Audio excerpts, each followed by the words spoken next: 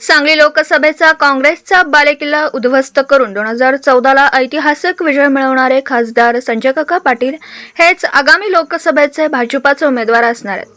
खासदार संजय काका पाटील यांना भाजपाने सांगली लोकसभा मतदारसंघात सलग तिसऱ्या वेळी उमेदवारी जाहीर केली आहे। त्यांच्या उमेदवारीबाबत उलटसुलट चर्चा सुरू होत्या, मात्र त्यांना पर्याय म्हणून दुसरा उमेदवार उभा करायचा म्हटलं तर त्यांच्यासारखा सक्षम चेहरा भाजपामध्ये दुसरा नसल्याचं वृत्त दैनिक बंधुतामधून प्रसिद्ध करण्यात आलं होतं। कोट्यावधी रुपयांचा केंद्राचा निधी सांगली जिल्ह्यात आणणं आणि एक आक्रमक आणि तितकाच जनसामान्यात आदर असलेला नेता अशी ओळख असलेला खासदार संजय काका पाटील यांना पुन्हा एकदा भाजपची उमेदवारी मिळाली आहे। नाट्य पंढरी आणि सहकार पंढरी म्हणून सांगली जितकी प्रसिद्ध आहे, तितकेच सांगलीचं महत्त्व राजकीय पटलावर सुद्धा महत्त्वाचं आहे। परंपरागत काँग्रेसचा बालेकिल्ला म्हणून ओळख असणाऱ्या या सांगली लोकसभा मतदारसंघात काँग्रेस नेहमी विजयी होत आला। मात्र मागील काही वर्षातील काँग्रेस आणि राष्ट्रवादीच्या सत्ता संघर्षाचा फायदा मात्र अनपेक्षितपणे भाजपला झाला। इंटी इन्कम्बी मोदी लाट आणि भाजपला मिळालेला संजय काका पाटील यांच्या रूपाने तगडा उमेदवार, यामुळे 2014च्या निवडणुकीत भाजपा या ठिकाणी प्रथमच विजयी झाली।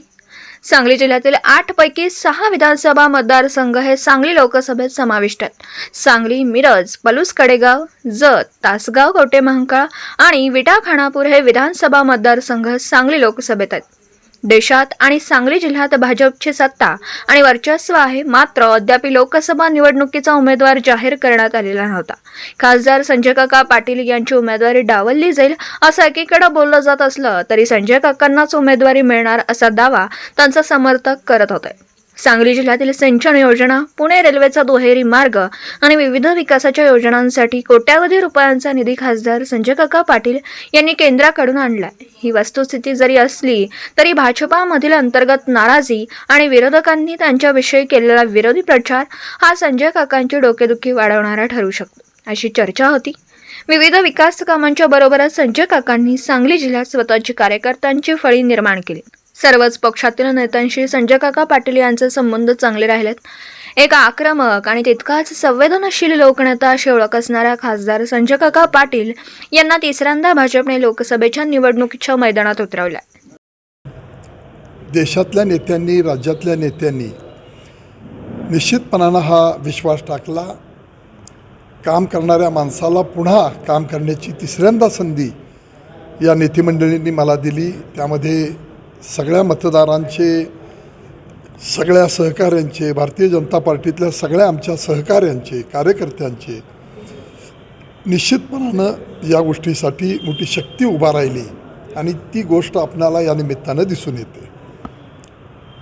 सगळ्यात मोठं आता आव्हान तुमच्यासमोर कुठलं असेल की या निवडणुकीमध्ये, कारण की काँग्रेस महाआघाडीचा उमेदवार अजून ठरलेला नाही आहे किंवा शिवसेनेचा उमेदवार रिंगणात आहे असं का? नाही, 2 दिवसापूर्वी मी टी व्हीवर बातम्या पाहिल्या, पण अजून त्यांचा महाविकास आघाडीचा काही डिक्लेअर झालेला नाही, त्यामुळं त्याच्याविषयी आज भाष्य करणं उचित नाही। पण उमेदवार जरी असले कुणीही तरी ही निवडणूक आहे आणि या निमित्तानं आपल्याला ही निवडणूक जिंकण्याच्या दृष्टिकोनातून निश्चितपणानं लोकांचा विश्वास माझ्यावर आहे। काम करणारा हा आपला माणूस आहे, त्यामुळं ही निवडणूक आपल्याला लोकांच्या आशीर्वादानं मोठ्या मताधिक्यानं आपण जिंकू हा विश्वास या निमित्तानं व्यक्त करतो। जो जीता व सिकंदर आरोप करणाऱ्यांच्या बाबतीमध्ये अनेक कारणं असतात, नाचता येईना अंगण वाकडे। पुन्हा मी सांगितलं, 1 महिना 1.5 महिन्यापूर्वी एका युवा नेत्याला सांगितलं की तू मैदानातनं पळ काढू नकोस। आपण आव्हान देऊन लढणारी माणसं आहोत, समोरासमोर त्यांना आव्हान दिलेलं आहे, ते काही अडचण नाही। कधीही त्या निवडणुकीच्या निमित्तानं त्यांनी पुन्हा तिसऱ्यांदा निवडणूक करण्यासाठी समोर यावं, लोकांचा तेवढा विश्वास आमच्यावर आहे। निवडणूक लागल्यानंतर महिन्याभरात काम करून कधी लोक नेता करत नसतात, त्याला 12ही महिने लोकांच्यामध्ये राहावं लागतं, काम करावं लागतं, तेवढं उदात्त मन असावं लागतं। आणि एकदा निवडणूक सुरू झाल्यानंतर मग कुणाचं काय आहे ते योग्य वेळेला आपण सगळ्या गोष्टी बोलू। समोर पैलवान जरी असलं तरी तुमचा विजय निश्चित आहे, कुणीही असलं तरी, कुणीही।